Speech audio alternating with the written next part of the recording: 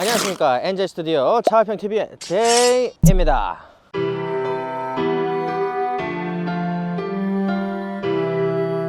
지난번에 제가 4기통 10세대 부분 변경된 E클래스 세단을 리뷰를 드리면서 이 450 모델이 나오면 리뷰를 빨리 드리겠다고 약속을 드렸지 않습니까? 타라! 이 450이면서 한국에서는 조금 생소한 E클래스 외건 모델을 제가 가지고 나왔는데요. 예전에 어떤 유튜버께서 E클래스도 SUV 모델로 나온다 이렇게 썸네일을 했더라고요. 그래서 제가 썸네일을 클릭을 해봤더니 어그로였습니다. 이 외건형 모델을 SUV 모델인 것 같다 이렇게 말씀을 하신 것 같은데, 저도 그래서 어그로 한번 끌어보려고 썸네일 만들어 봤습니다. 이 정도는 용서해 주세요. 빠른 리뷰를 위해서 항상 노력하는 차활평TV 구독, 좋아요, 그리고 알람 설정을 해주시면 가장 빠른 한국어 최초 영상들을 접해 보실 수가 있습니다. 그래서 오늘 저의 리뷰는 시장에서 다시 주목을 받고 있는 메르세데스 벤츠 E450 올 터레인입니다.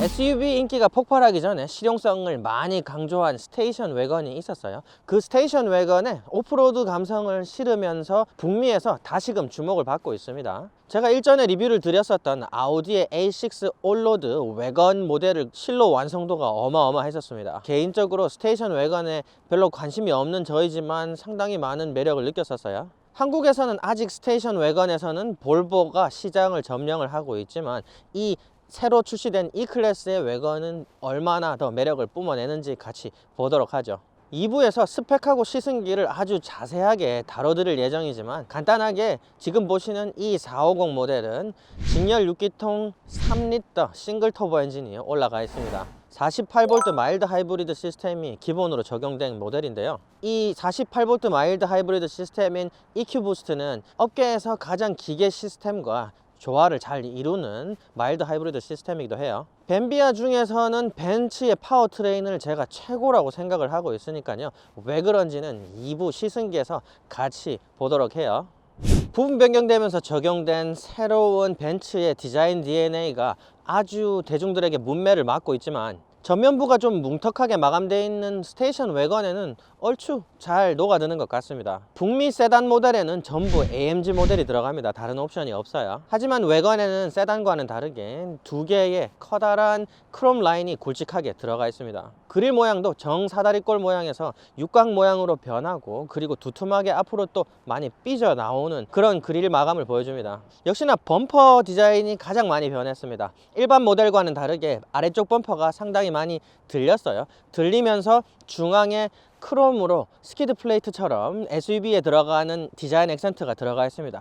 이 차량은 나이트폴 외관 패키지가 들어갔거든요. 그래서 어쩌면 좀 촌스러워 보일 수도 있는 크롬들을 전부 다 제거하고 유광 블랙으로 전부 교체가 됐습니다. 헤드라이트는 69 LED가 들어간 이 벼 이삭 같은 헤드라이트를 제가 소개해 드렸었는데요. 이 차량은 옵션으로 29의 LED 빔 헤드라이트가 들어가 있습니다. 이 빔을 구성하는 구조물 자체도 엄청 미래적으로 디자인이 잘 되어 있습니다. 지난 세대에는 찐 AMG 모델에서만 적용이 됐었던 이 후드의 강렬한 캐릭터 라인이 전 모델에 다 적용이 되면서 외건의 남성다움을 한층 더 살려주는 것 같아요.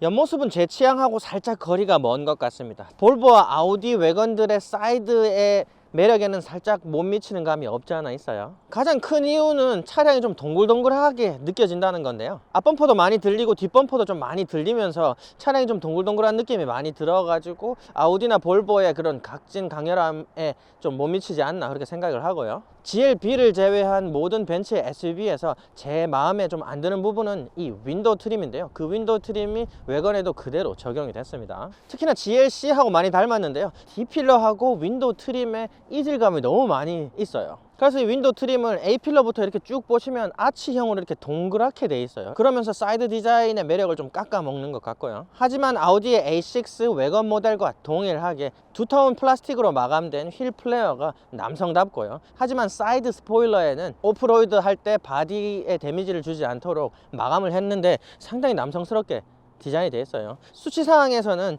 무시해도 될 만큼의 전장이 살짝 길어졌어요. 하지만 전고가 3.6cm나 더 높아졌습니다.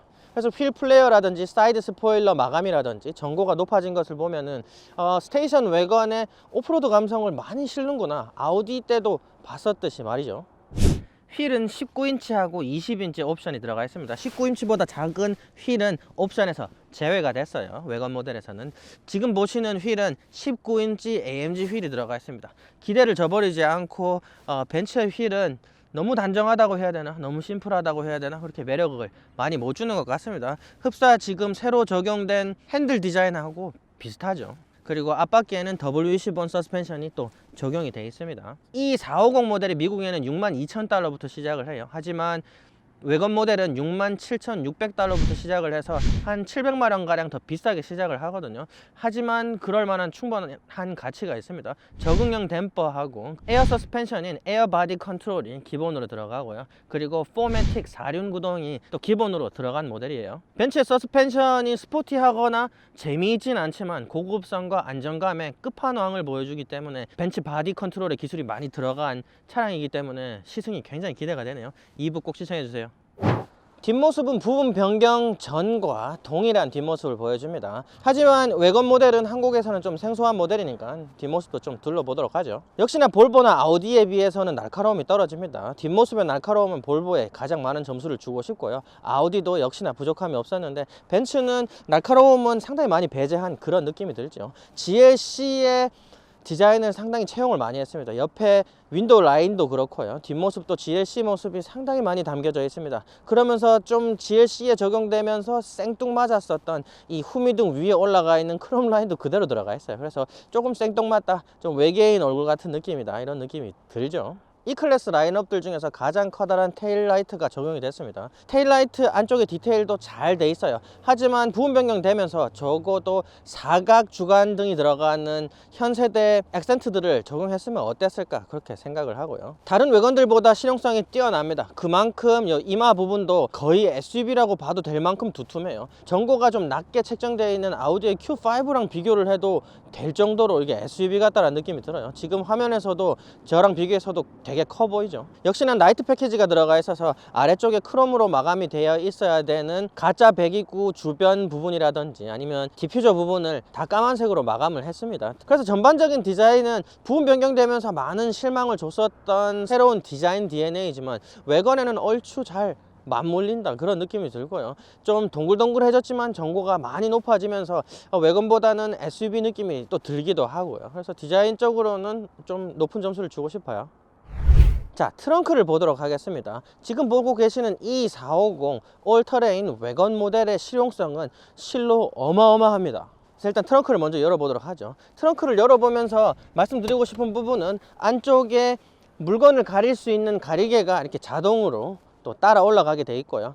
아우디 A6 웨건 모델에는 850리터가 되는 수납 공간을 보여줬습니다. 어마어마했었어요. 중형 세단이긴 하지만 정말 실용성이 많이 돋보인다고 생각을 했었는데요. 지금 보시는 이 E클래스의 트렁크 공간은 991리터나 됩니다. 아우디랑 비교해서 140리터 정도 더 커요. 그래서 어마어마합니다. 지금 보시면 알겠지만 길이도 엄청나고요. 지금 이 열리는 도어 부분도 보시면 알겠지만 탑 부분이 거의 트렁크 끝까지 나와 있는 걸 볼 수가 있어요. 그래서 정말 수납 공간은 어마무시합니다. 준준형 SUV를 능가하는 수납 공간을 보여주죠. 그리고 트렁크 플로어에 또 수납 공간이 있습니다. 하지만 E클래스 웨건 모델의 가장 독특한 점은 3열이 있다는 거예요. 지금 보면은 앞열, 2열을 해가지고 3열이 어디 있나요? 이렇게 말씀을 하실 수가 있겠지만 트렁크에 보면은 3열이 트렁크 안쪽에 들어가 있습니다. 그래서 첫 번째 플로어를 열어보면은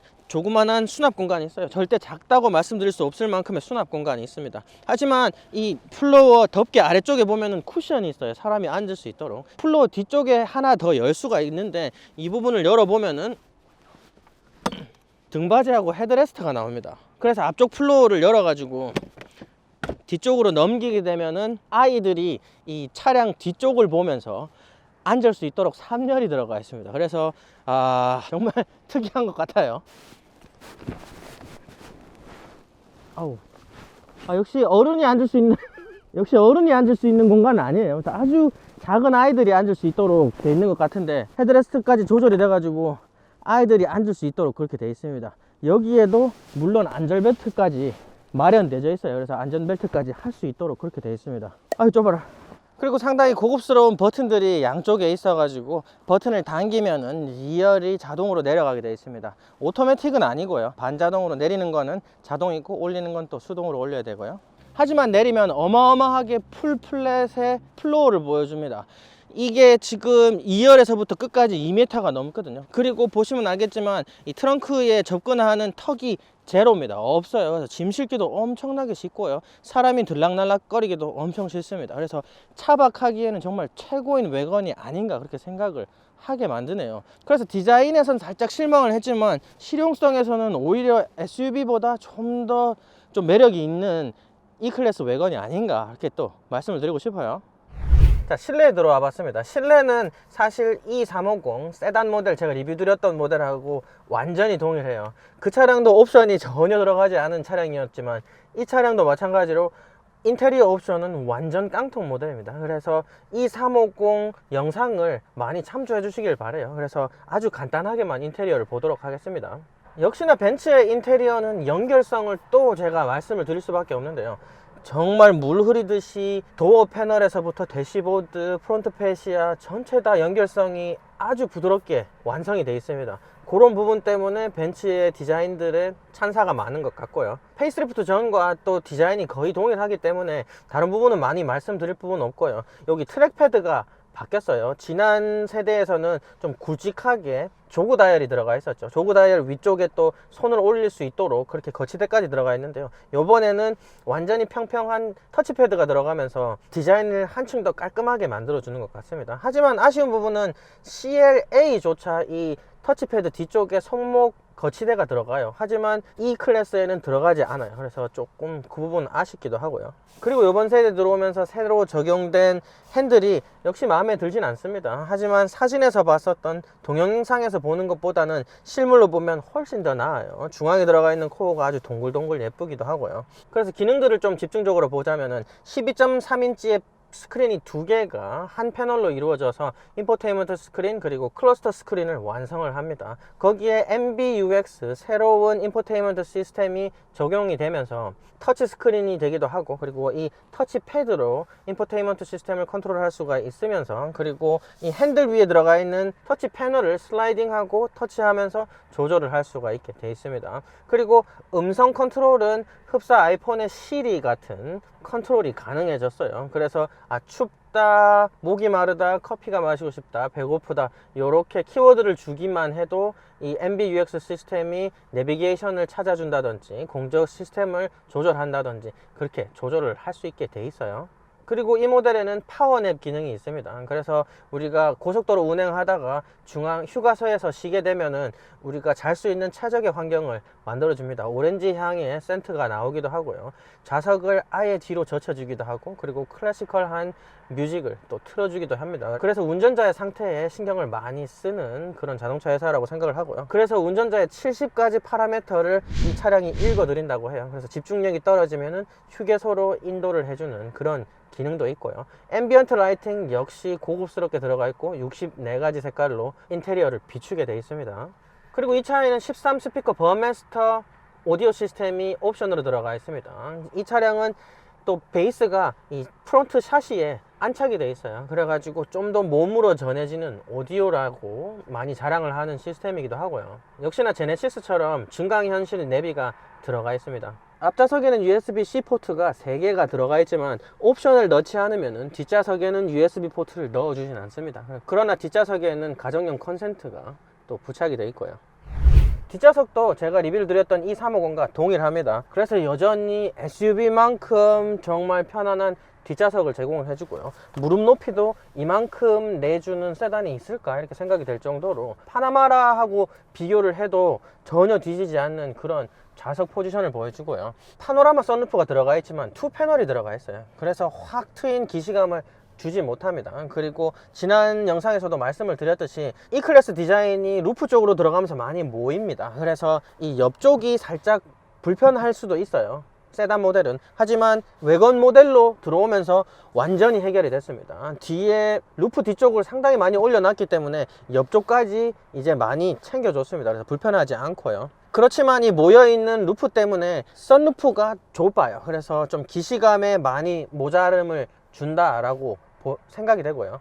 그리고 450 모델에는 기본으로 들어갔으면 하는데 역시 옵션을 넣어야지 3존 공조 컨트롤이 됩니다. 그래서 이 차량은 옵션이 들어가 있지 않아서 2존 공조 컨트롤이 돼요. 그래서 센터 콘솔 뒤쪽 부분에 공조 벤트만 2개가 디자인이 잘 돼서 들어가 있지만 센터 콘솔 뒷부분 디자인은 역시나 영 마음에 안 들고요. 앞에서 말씀드렸듯이 아래쪽을 밀어서 열어보면은 가정용 컨센트가 있고 그리고 12V 시거잭이 들어가 있습니다. 자, 헤드룸을 말씀을 드리고 싶은데 헤드룸이 외건으로 바뀌면서 3.6cm가 더 늘어났습니다.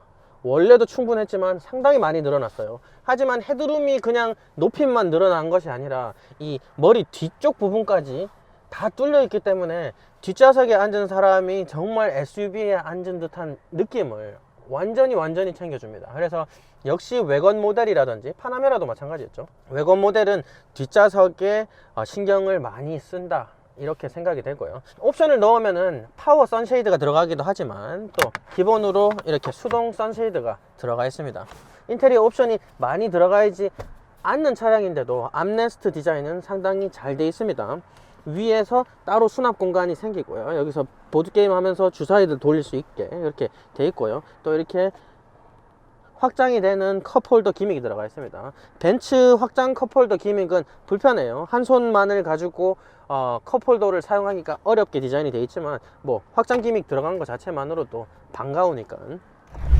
자, 벤츠의 새로 출시된 E450 올터레인 스테이션 외관 모델 리뷰 잘 보셨나요? 외관하고 인테리어 그리고 기능을 봤었는데요. 실용성은 정말 업계 최고입니다. 그리고 인테리어라든지 실용성에 적용된 기술들의 센스가 역시 벤츠답게 고급스러우면서도 상당하다, 이렇게 말씀을 드리고 싶어요. 한 가지 아쉬운 부분은 앞모습은 오히려 혹평을 많이 받고 있는 앞모습이지만 스테이션 외건에 더 잘 어울리는 그런 모습이고요. 우락부락한 모습에 잘 부합이 되는 그런 DNA가 아닌가 그렇게 생각을 해요. 하지만 옆모습이라든지 뒷모습의 디자인이 조금 아쉬웠습니다.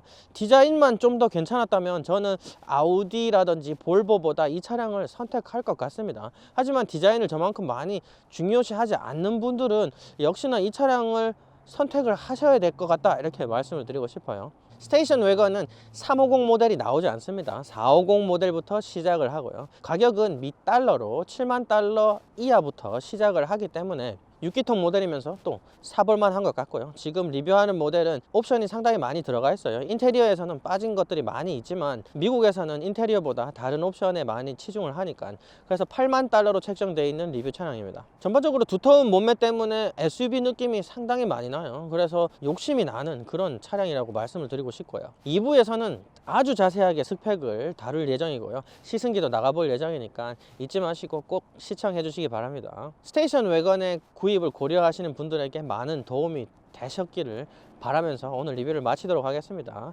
2부에서 뵙겠습니다. 감사합니다. 안녕.